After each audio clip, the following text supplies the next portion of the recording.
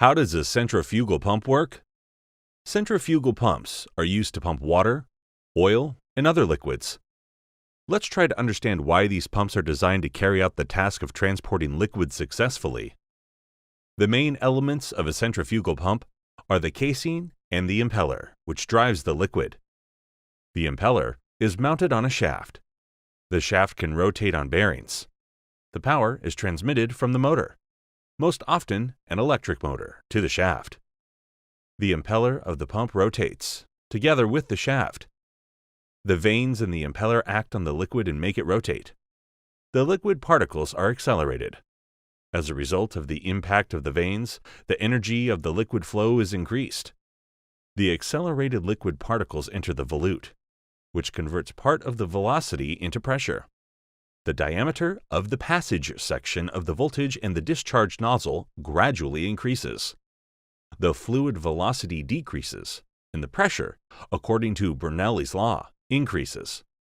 Three main types of impellers are used in centrifugal pumps: closed with back and front discs, vanes and fairings. Semi-open with the vanes are free on the front side. Open with the vanes free on both sides. If bearings support only one side of the shaft, the pump is called a cantilever pump. It is a versatile design that is used in small and medium-sized pumps. A heavy impeller cannot be cantilevered. In this case, the shaft is mounted on bearings and the impeller is placed between them. This construction scheme is well suited for double suction impellers where the vanes are placed on both sides. A double suction impeller allows liquid to enter the impeller blades from both sides. Thus, we have two pumping units without significantly increasing the weight and dimensions of the pump. This scheme is relevant for pumps with high capacities because the pumping units are installed parallel. Multi-stage centrifugal pumps. By installing pumps in series, the head of the liquid can be increased in the system. Pumps installed in series can be combined by placing several impellers in the same casing. The liquid will go from the first impeller to the second one, from the second impeller to the third one, and so on.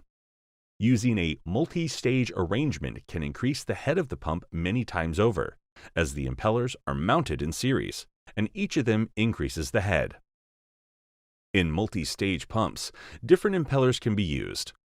For example, a screw centrifugal pump has an auger on the first stage and a centrifugal impeller on the second stage.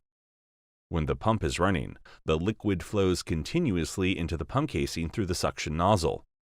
But what happens if there is no liquid in the pump?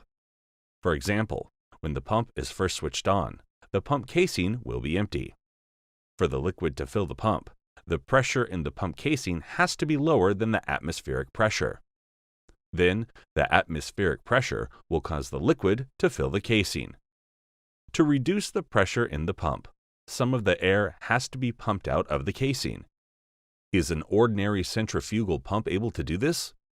The answer is no, because the particles move in the pump due to inertia, which depends on mass.